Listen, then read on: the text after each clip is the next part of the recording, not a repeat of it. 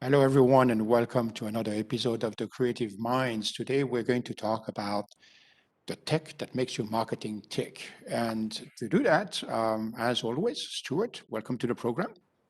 Hi, Flavio. Good to be back again. And I think this is going to be an interesting discussion we're having today because so much has changed since we started doing the show, as we've told everybody in previous episodes. And for those of the viewers who've seen the first episodes that we did back in series one, we were in a studio together. And since then, COVID happened, and then we couldn't come together in a studio to record.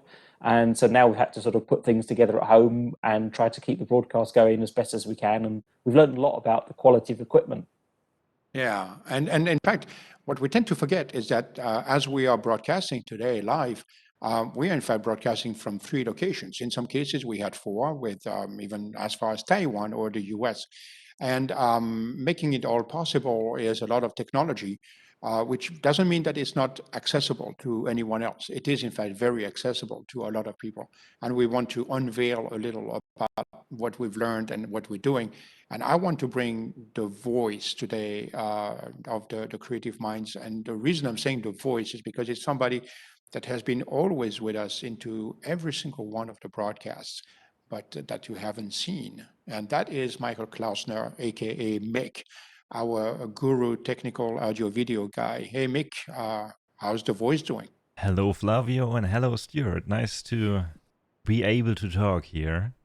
Normally, I'm the voice in your heads, and the viewers aren't able to hear me. But today, I'm a shy guy. I getting out, and my voice is all you get here. I'm the tech guy, And we're keeping pretty happy with the everything, voice. yeah, keeping everything as simple for Flavio and Stuart that they can concentrate on the show. And I'm handling everything behind the cameras here in my little home office studio. And you just said one thing interesting, Mick. You talked about concentrate, and I think this is one of the key elements here.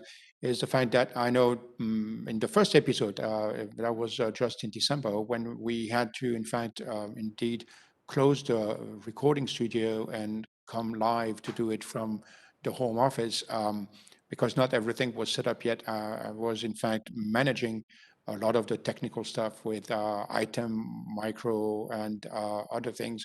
And it is difficult to be a host and at the same time being able to focus on the content of what we're talking about. And obviously, having somebody who is taking care of all the dials, the buttons, and is able to juggle any possible technical situation that might happen during the broadcast has helped us a great deal to be with our guests, with you, the audience, and in fact, do a great show in the meantime. Stuart, I mean, this is, it's for me, it's a peace of mind. How do you see that on your side? 100%. I'm totally in agreement with you. I mean, obviously, we're doing these shows live as well. It's a live broadcast, and we do encourage people to watching to participate on LinkedIn and also on Vimeo in the chat. And that's quite a task as well to concentrate on the conversation that's going on, be prepared with all the things that we've discussed and planned prior to the show. But obviously, live, we're not scripting this. We're speaking off the cuff and sharing information as we think of it, and then trying to concentrate on the chat board as well to see what's coming in for questions and see how we can then quickly bind that into the conversation in a way that makes sense and maintains the flow, to try and then handle the broadcasting side of it and keep track of all the streaming and everything else that Mick does. That would be almost impossible, I think. That's correct. And I mean, let's jump right into the topic. When we're talking about video broadcast, obviously, we're talking quality of the image, we're talking quality of the audio, and we're talking quality of the content. So we've been talking about content for the last X episodes that we've done. We're not going to talk about content per se, but the fact is, when you're talking, when you have an audience, you want that audience to be focused on what's happening and the discussion that's at hand. And so for the ones that are watching the episode compared to the ones that are in fact going to listen to it on the podcast, it's interesting because when you see the background behind Stuart's office or behind my office, it's not there to make a statement. It is there to essentially, it's just a background. And we try to make that as, I would say, generic and as standard as possible in a way that it is pleasing to the eye, but it doesn't take away from the content of what is being talked about. Exactly. I think that's also part of what we've been trying to do in our offices as well. And it's very difficult. I think anybody who's been on any Zoom calls or Teams calls recently, trying to keep that office environment sort of tidy and clean, not just from a perspective of things being in the room, but also in terms of acoustics and in terms of lighting. It's a really big challenge. I think we've all Just sort talked of about battled with lighting. that. That's, yeah, I'm sorry. I think lighting is the next big one. For anybody who's a photographer out there, you know that light is the image, in fact, that is created by light. For the same for a video broadcast. So we have different equipments. I mean, what we've noticed, you talked about Zoom and different video platforms. Um, the laptop webcam really doesn't cut it anymore when we come to quality. So we have more dedicated equipment. It doesn't mean that it's very expensive equipment, but it is dedicated one. I have a full-blown high-end camera in front of me, and Stuart, on your side, you have something totally different. Yeah, so I've been using my webcam in my laptop for a long time, but I was never really satisfied with the quality of the picture. And also, it's quite difficult to set it up correctly because obviously it's integrated into the screen. And so the angle of the screen impacts the angle of the camera. So I decided to look around and find an alternative. And what Mick's been using in the background is some software called OBS for Open Broadcast System. And it's a piece of software on your PC that you can take various incoming streams from video sources like cameras, and then you can choose which one is going to be put on the output.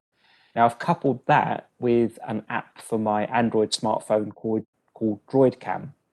Now, that's what I'm using at the moment. I'm using the high quality camera inside my smartphone. It's a very good quality image, very high resolution, and it's being streamed via Wi-Fi to my network. And then my OBS system on my laptop is picking that up again and passing it to you as though it was any other standard video broadcasting or camera video stream.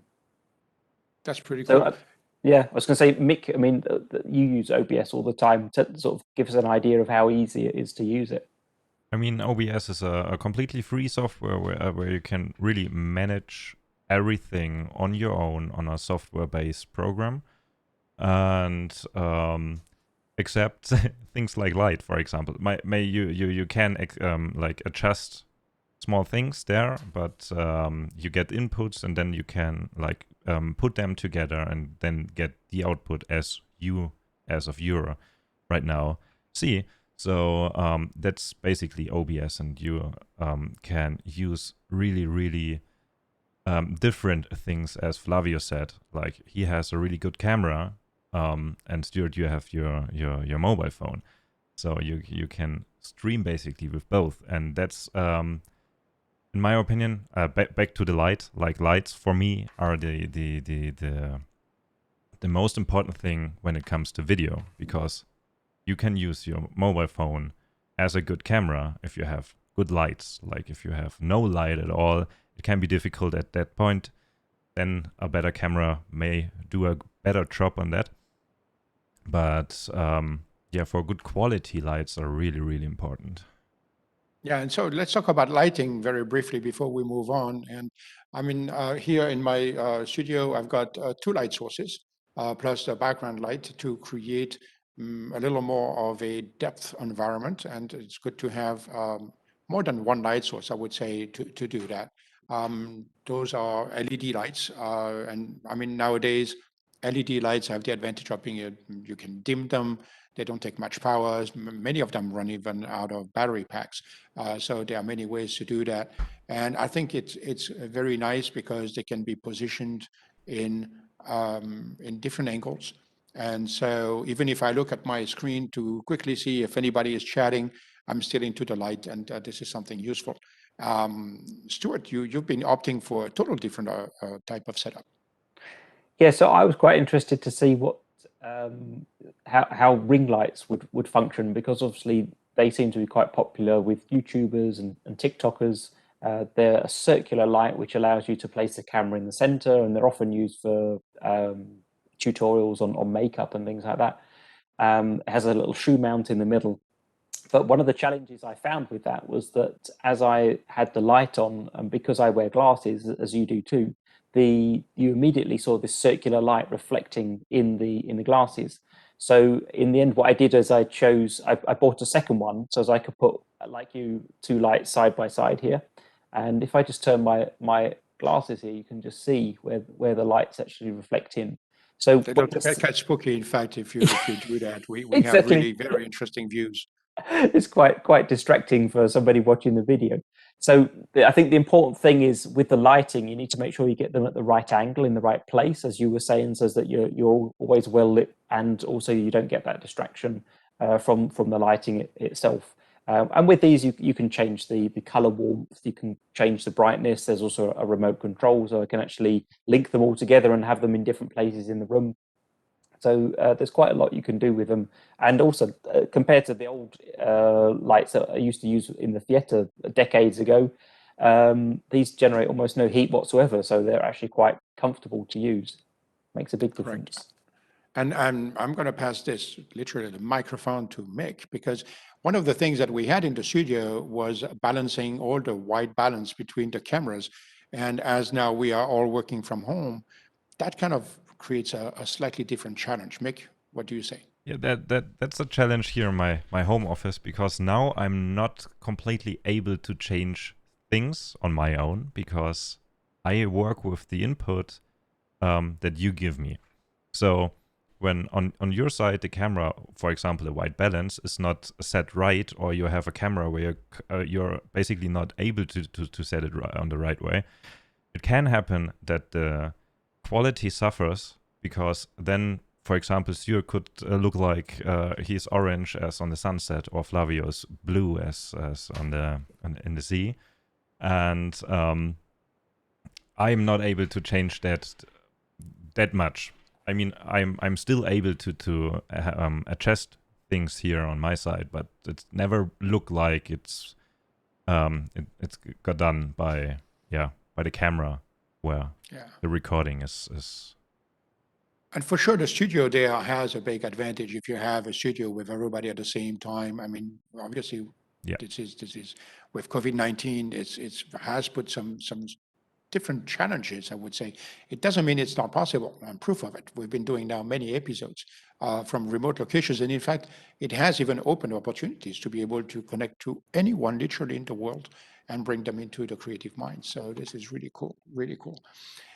Another brief topic that we need to talk about, and this is more important even for the audio podcast, so people are listening to this as they are walking their dogs or jogging or doing exercise and commuting, is the quality of the audio. I mean, obviously, from a marketing standpoint, showing things is really cool. The show and tell approach is really cool. But if we cannot say it in a way that people can understand it, and it's not just about the voice, but it is also about the input device. And so I'm using a microphone, as you can see, quite good size microphone, but also designed for a podcast. And it's on a articulated arm, so it doesn't vibrate, and it's quite stable. And it provides what I would think, Mick can tell me after that if he thinks it's okay, but so far it worked pretty good quality. And Stuart, you're using a total different setup on your side. Yeah, so I originally started out trying to create some podcasts when I was buying my audio equipment, and I actually bought myself some of these lavalier mics or lav mics. So these are quite nice because they can clip onto your clothing, and when you're working with people who aren't technicians and they don't understand how audio and video and everything works, the nice thing about these is that they're the same distance from the mouth all the time, regardless of where they move, where they sit, or which direction they're talking. If you have the podcasting mic on the stand, on the articulated arm, as you have, there is a risk that as you sort of move backwards and forwards and move around, that the volume of the voice comes back and goes away. Now, I'm actually using a professional mixing desk as well for my audio input. But the nice thing about these particular microphones is that you can also use them with a mobile phone. So they have this little adapter that you can fit directly into the mobile phone. You can either connect the mic in directly, or with this adapter, you can actually plug in two microphones and also have you've got a headphone output as well. So all that's there together and allows you to take it out on the road. You can do videos, you can do audio recordings, whatever you want to do quite nicely. And I think the audio quality is really good with these as well. It doesn't allow any breath to be recorded typically, because breath's not blowing over it as you're breathing in and out. So I feel really quite happy with that. Yeah, that's the last thing that one wants is this, like noise. Exactly. The And deep this is breather. not in Star Wars, right? Going on, somebody breathing into the microphone and make absolutely nuts with his dials, going like, what's happening? Mm. Mick, on your side, the audio, I mean, I know that we have a routine at the Creative Minds, and before we go live, like we have right now, we do audio adjustments and you verify and you basically level everything. How does this work? I mean, there's a big difference between the workflow in a studio or here with the with home office and online, because now I get one output. Like I get the output where we are talking right now, and so I have to get you adjust your microphone on your laptop or computer that everything is on the right level here on my side. And on the studio, I was able, or I would be able, to adjust every single microphone from every person in the room on my own. So there would be not that much to do on your side. That's a big difference, and it's really, really important that everybody is on the same level. Like the volume of everybody's voice should be on the same level, because you don't want one person louder than the others, or vice versa. You don't want to have anybody on the team that is talking really, really quiet, and you can't really, really listen to him because you don't really understand it. Him or she. So yes, that's Let's say quite Sorry, I was hard gonna say- here on my side, because not hard, but I have to have a really good eye on my equalizer thingy here, because otherwise it can happen that I don't have the control anymore. I was going to also add to that as well. We've had quite a few problems during that setup phase where the automatic settings we use WebEx as our streaming platform, and there's automatic settings in the software. Now, in an ideal world, or sort of in the normal world where you're just using it for a video conference to talk to people, they have automatic settings that adjust the volume and adjust the brightness and the lighting for the cameras and everything. But obviously, we don't really want that in our environment, because that makes it difficult for Mick in the back. So we always have to go into the settings manually every time and say, don't automatically adjust the volume. At the beginning, where I didn't have like a mixing table on my own here at my place, I basically used my mouse, and I threw it right across my room to adjust everybody's voice. For example, when somebody is laughing, or maybe sometimes a little bit louder or shouting or something like that.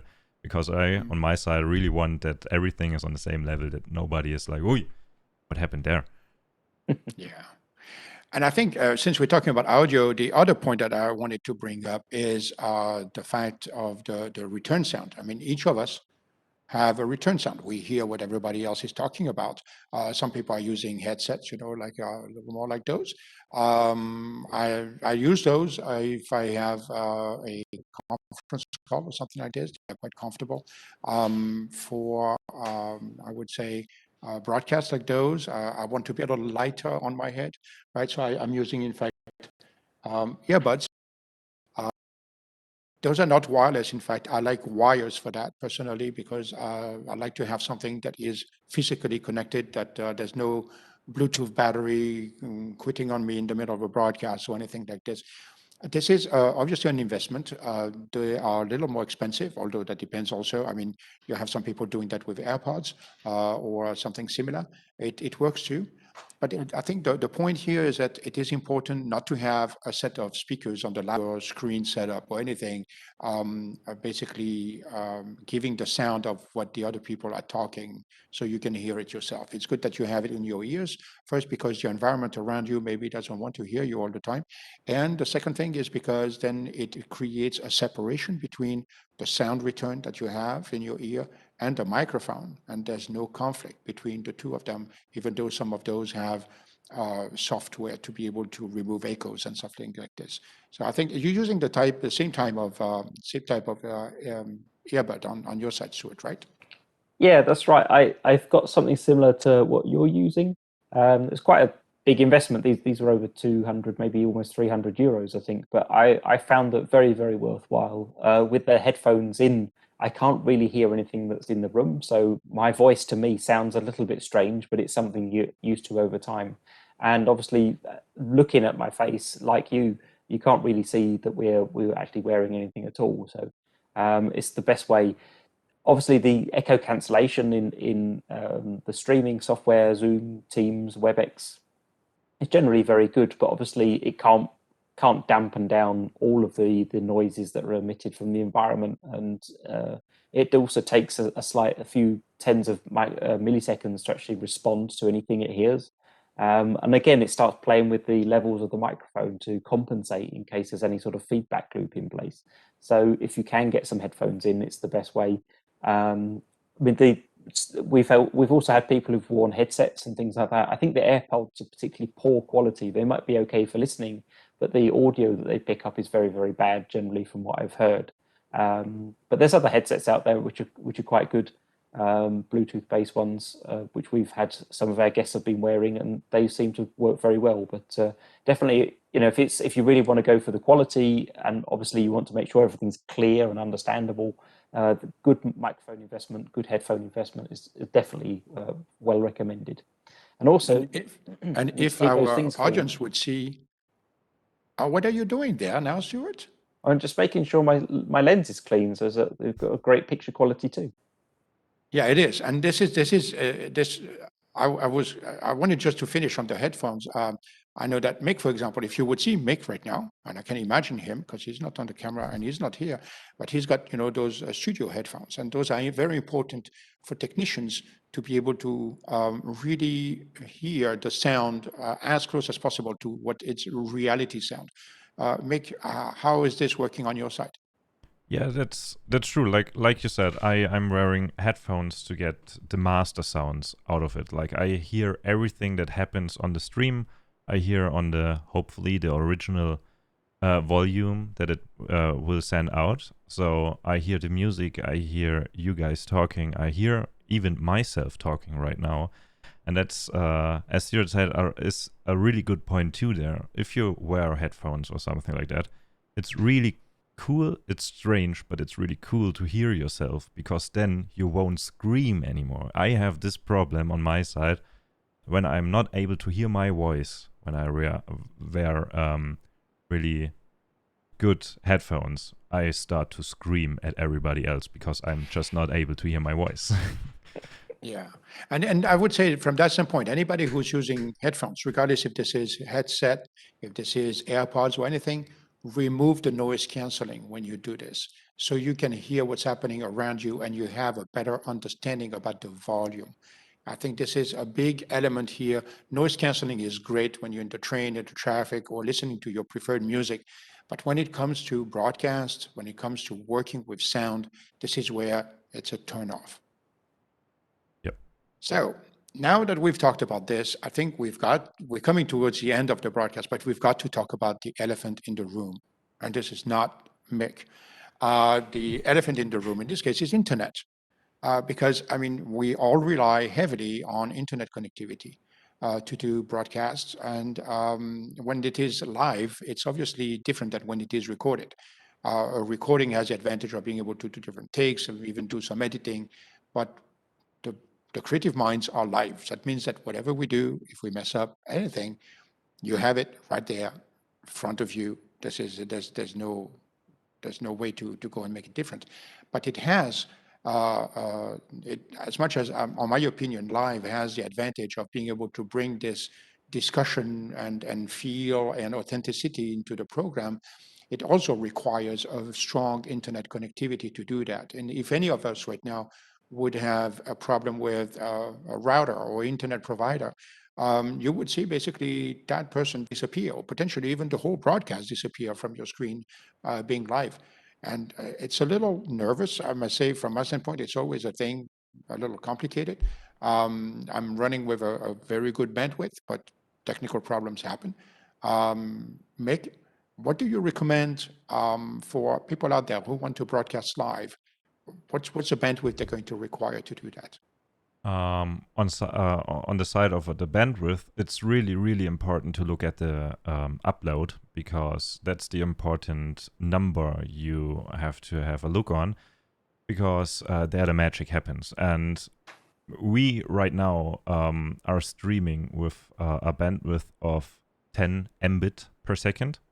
That's maybe a little bit much for the pixel quality we are streaming, but it gives us a little bit buffer and things like that. And for that, you should be able to stream that, and so you need an upload of a minimum of 15 to 20. I would say 20 Mbit per second, because if you're living alone, then it shouldn't be that much of a problem. But when it starts where you have anybody else on your flat, on your apartment or something like that, like your partner, then it should be a little bit higher, or more, really, really high on that point, because the stability of the connection really suffers if anybody else is on your internet system.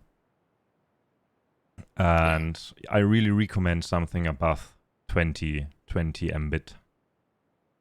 For streaming. For download, the download doesn't matter that much on the streaming side, because normally when you reach 20 Mbit of upload, the download is way higher on the normal contracts you get here, for example, in Germany. So that doesn't bother you. Yeah. Yeah, so I mean, we've had, I remember one episode where we finished a broadcast, and I think 2 minutes after we hung up and everything, internet was off at the house. And I was like, oh God, I mean, this is like luck. Stuart, ever happened to you that you would have an internet problem during a broadcast? Luckily, I haven't had any problems during the broadcast, but again, it's only a home contract I have here in the building. I'm actually in the cellar underneath my flat where I live, and we've regularly seen that the internet just drops out for no reason at all. Perhaps mostly when it's humid or when it's raining, for example. That's the thing that seemed to be the cause of the problem. But then the other day they decided to repair the road outside, and the lorry that was carrying the tarmac decided to rip the telephone wire out of the house completely. And since they've replaced the cable, I've had a lot less unexpected disconnections. So perhaps we were just waiting for a new cable to be laid. But I think that's probably the upload download speed, at least in where we are in Western Europe, is probably good enough for most people to do this sort of live broadcasting events. But the problem is always going to be the reliability of the connection. So you can't be sure that the internet connection is just suddenly going to drop. What I've actually done, I've put the office down here in the cellar, and I'm not going to rely on Wi-Fi down here. I've actually run a cable into the cellar for internet connectivity. So I'm wired directly into my router. I do use Wi-Fi for various other things around the house, and my camera in my smartphone is connected by Wi-Fi, but my laptop and that is all connected by a LAN cable, just to make sure that I'm guaranteed I'm actually connected, and there shouldn't hopefully anything go wrong with the cable. Yeah, so here we go. I mean, we're running out of time already, but you've got it, folks. This is the Creative Minds. This is kind of behind the scene, per se, about what is it that we have done and what is it that we are dealing with when we do broadcast, and we love it. And we hope that you love it too. I hope that the tips and the experience that we have since roughly October last year is helping you not only on the marketing side, but also on the technical side. And I want to thank Mick, who has been the voice on this program. Thank you, Mick. Thank you for giving me the chance to talk. I'm the shy guy. I'm always refused to talk because, yeah. But he's always there. He's always there. Exactly. Stuart, I'm always here. Stuart, thank you for joining us too today. Thank you as well for having me along. It's been great to sort of share some of the experiences that I've made, and also hear everything that everyone else is doing, and look forward to hearing from the community as well, what experiences they are making, and if they can give us any tips as well about what they found works. Absolutely. And for you out there, please subscribe to the channel on Vimeo and on YouTube for the videos. And now we have also the program is running as the Marketing Creative Minds on Apple Podcast, on Google Podcasts, and on Spotify. So listen to us, watch us, and there's more coming in 2 weeks. Don't miss it. Thank you. This is the Creative Minds. We're wrapping up for today.